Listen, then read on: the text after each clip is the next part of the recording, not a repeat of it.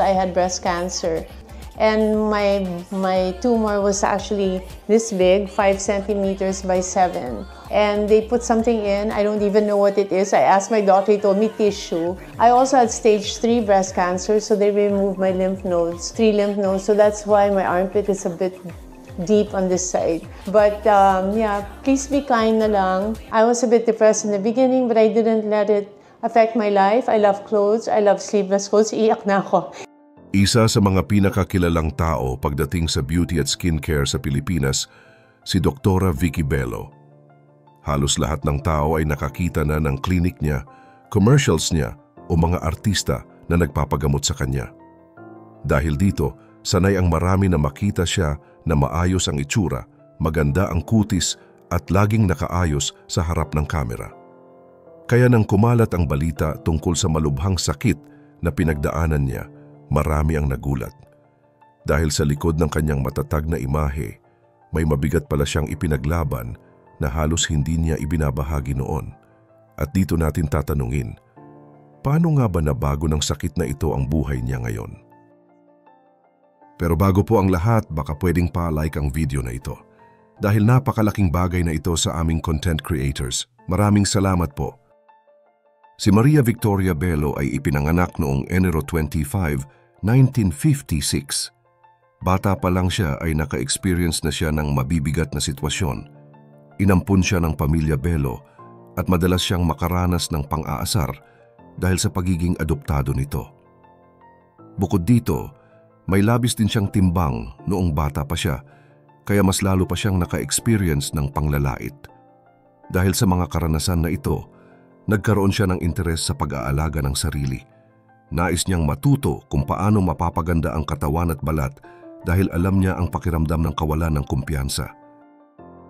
Lumaki siyang determined na mag-aral at magtagumpay. Nag-aral siya ng psychology sa UP at nagpatuloy sa medisina sa UST. Pagkatapos nito, nagpunta siya sa Thailand para mag-aral ng dermatology. Dito niya natutunan ang mga bagong paraan tulad ng laser treatments, minor surgeries at liposuction.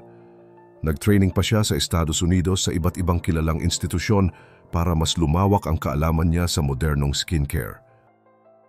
Pagbalik niya sa Pilipinas, binuksan niya ang unang clinic niya sa Makati noong 1990. Simple pa ito noon pero dahil sa sipag at seryosong pag-aaral, lumawak ito at naging Bello Medical Group. Kilala ang kanyang mga clinic dahil sa mga modernong machines at epektibong treatments. Maraming artista ang pumupunta sa kanya dahil nagtitiwala sila sa galing niya. Isa na rito si Regine Velasquez na nagsabi sa publiko na gumanda ang likod niya mula sa bakne dahil sa treatment na ginawa ni Dr. Bello. Kasabay ng pag-unlad ng negosyo niya ay ang pagtaas ng expectations ng mga tao sa itsura niya. Dati ay madalas siyang makita na makinis ang muka, maganda ang forma at parang hindi tumatanda. Dahil dito, marami ang nagtatanong kung paano niya napapanatili ang ganitong hitsura. Pero may mas malalim na kwento pala na hindi alam ng karamihan. Noong Abril nitong taon, napansin ng mga tao ang hindi pantay na itsura ng dibdib niya sa ilang mga larawan. Maraming nag-isip na baka mula ito sa cosmetic enhancement, ngunit nilinaw niya na hindi ito dahil sa procedure. Ito pala ay resulta ng laban niya sa breast cancer. Tinanggal ng mga doktor ang tumor sa kaliwang dibdib niya pati 3 lymph nodes. Ang tissue na nilagay sa kanya ay hindi silicone kundi mas matigas na material ayon sa doktor niya. Dahil dito, hindi na pantay ang itsura ng dibdib niya ngayon. Mahirap ang pinagdaanan niya hindi lang dahil sa operasyon kundi dahil sa emotional na epekto nito. Matagal na siyang nagtrabaho sa beauty industry kaya sanay na ang mga tao na makita siyang maayos at flawless. Kaya malaking hamon ang ipaliwanag sa publiko na may malubha siyang pinagdaanan. Matapos pag-usapan ang mabigat na pinagdaanan ni Dr. Vicky Bello tungkol sa kanyang kalusugan, may isa pang bahagi ng buhay niya na madalas hindi gaanong napag-uusapan ng publiko. Ito ay ang mga personal na relasyon niya, pati na ang mga pagsubok na kaakibat nito. Sa kabila ng kanyang tagumpay sa field ng beauty at medisina, napakarami pa rin niyang hinarap na emosyonal na sitwasyon na nakapagpabago sa pananaw niya sa buhay. Isa sa pinakamalaking bahagi ng kanyang personal na kwento ay ang relasyon niya kay Dr. Hayden Koh. na mas bata sa kanya ng maraming taon. Nagsimula ang ugnayan nila noong 2005. Kahit marami ang nagbigay ng opinyon tungkol sa age gap nila, mas nakita ni Dr. Bello ang talino, talento at potensyal ng lalaki. Para sa kanya, hindi naging hadlang ang edad basta may respeto at maayos na pagsasama. Ngunit noong 2009, dumating ang isang malaking pagsubok. Kumalat ang isang malaswang video ni Hayden na nagmula sa blackmail ayon sa mga kwento. Dahil dito, natalo siya ng matinding hiya at takot. Napunta siya sa sitwasyon na sobrang bigat para sa kanya.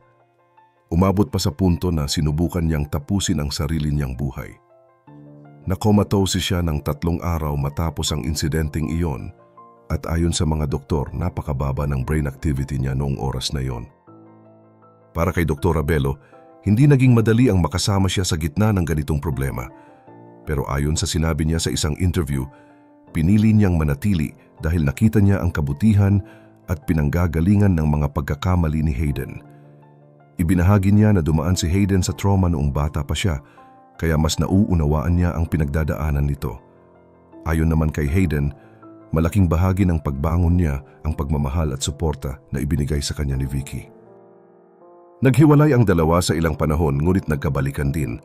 Noong 2011, umabot pa sila sa engagement ngunit noong 2013, napagdesisyonan nilang hindi na ituloy ang relasyon. Ayon kay Dr. Bello, malaki ang agwat ng edad nila at iba na rin ang direksyon ng buhay ni Hayden noong panahon na iyon. Gayunpaman, nanatili pa rin silang magkaibigan at patuloy na sumusuporta sa isa't isa. Sa paglipas ng panahon, nagbago ang daloy ng buhay nila. Noong 2015, nagkaroon sila ng anak na babae sa pamamagitan ng surrogate. Pinangalanan nila itong Scarlett Snow Bello. Sa pagdating ni Scarlett Snow, mas nagkaroon ng saysay at saya ang buhay ni Dr. Bello. Pagkaraan ng 2 taon, nagpakasal sila ni Hayden sa isang malaking seremonya sa Paris. Sa edad niya ngayon, hindi na niya maiiwasan ang natural na pagtanda, ngunit may bago siyang pananaw tungkol dito. Pinahahalagahan niya ang kanyang kalusugan higit pa sa anumang beauty treatment. Sinasabi niya madalas na para sa kanya, mas mahalaga ang mahabang buhay at maayos na kalagayan kaysa sa panlabas na anyo. Aktibo rin siya sa social media kung saan nagbabahagi siya ng skincare tips at mga simpleng moments kasama ang pamilya niya. Ginagamit niya ang platform niya para ipakita na kahit kilala siya sa mundo ng beauty, ay normal pa rin siyang tao na may emosyon, may takot at may mga pangarap para sa kanyang mga anak. Ibinahagi pa niya sa isang interview na gusto niyang mabuhay ng matagal para masaksihan ang paglaki ni Scarlett Snow. Kasunod ng matinding mga pagsubok na hinarap ni Dr. Vicky Bello sa kanyang personal na buhay at sa kanyang kalusugan, mas naging malinaw kung gaano kahalaga para sa kanya ang pagiging ina. Sa gitna ng laban niya sa cancer, si Scarlett Snow ang naging lakas niya sa araw-araw. Ayon sa kanya, ang presensya ng bata ang nagbigay ng tapang sa kanya para ipagpatuloy ang gamutan at harapin ang bawat araw kahit mahirap. Sinabi niya sa isang panayam na hindi pa siya handang iwan ang anak niya sa murang edad at palagi siyang humihiling ng mahabang buhay para makasama ito habang lumalaki. Para kay Vicky, hindi lamang ito tungkol sa paggaling dahil mas malalim ang kanyang dahilan. Gusto niyang masigurong mabibigyan niya ng gabay at pagmamahal ang anak niya hanggang sa kaya ng buhay niya. Kaya sa mga panalangin niya, palagi niyang hinihiling ang malusog na pangangatawan at sapat na oras para sa pamilya. Ang pagiging ina ang nagbago sa paraan niya ng pagtingin sa buhay. Mas naging simple ang mga gusto niya at mas pinahahalagahan niya ang bawat araw. Sa kabila nito, hindi huminto ang mga kritisismo sa kanya.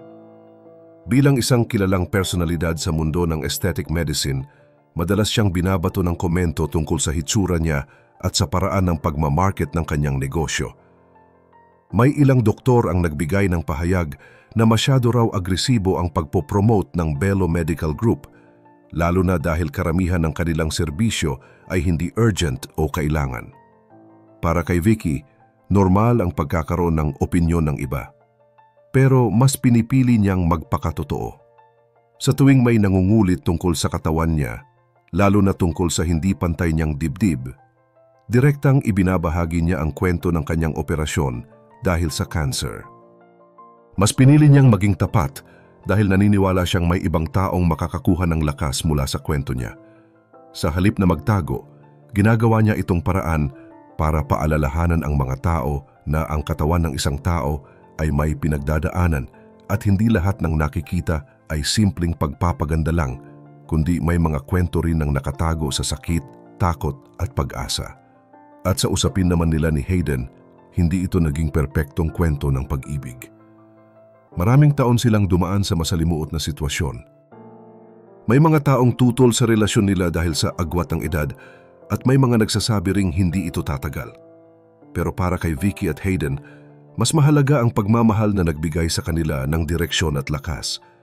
Hindi ito simpleng romansa lang kundi isa itong pagsasamang na hinarap ang mga maraming suliranin ng magkasama at humantong sa mas malalim na koneksyon sa kalaunan. Habang nagpapatuloy ang buhay ni Dr. Bello ngayon, hindi lang negosyo ang inaatupag niya. Aktibo rin siya sa YouTube at TikTok kung saan nagbibigay siya ng payo tungkol sa skincare at nagbabahagi ng simpleng kwento ng buhay niya bilang ina at doktor. Malinaw na isa na itong paraan niya para makapag-iwan ng positibong epekto sa mga tao. Gusto niyang ipakita na kahit mataas ang narating niya, ay may mga bagay pa rin siyang kinakaharap tulad ng sinumang ordinaryong tao. Sa araw-araw, inuuna niya ang kalusugan dahil alam niyang minsan na siyang binalaan ng buhay. At higit sa lahat, gusto niyang masigurong masusubaybayan niya ang paglaki ng mga anak niya sa mahabang panahon. Sa kabuuan, ang kwento ni Dr. Vicky Bello ay isang kwento ng lakas at pagbabago. Mula sa kanyang mga insecurities noong bata pa siya, hanggang sa pagiging isa sa pinakatanyag na cosmetic surgeon sa bansa, ipinakita niya kung paano bumangon kahit ilang beses na siyang masaktan. Ang buhay niya ay paalala na ang tagumpay ay hindi lang nasusukat sa karera, kundi sa kung paano mo pinipili ang pag-asa, pagmamahal at tapang sa gitna ng pinakamalalaking pagsubok. Kayo? Ano para sa inyo ang ginagawa ninyo para manatiling matatag kapag pakiramdam nyo ay hindi na kayo sapat? Ibahagi mo naman ang sagot mo sa ibaba at huwag kalimutang mag-like at subscribe para sa mas marami pang updates gaya nito.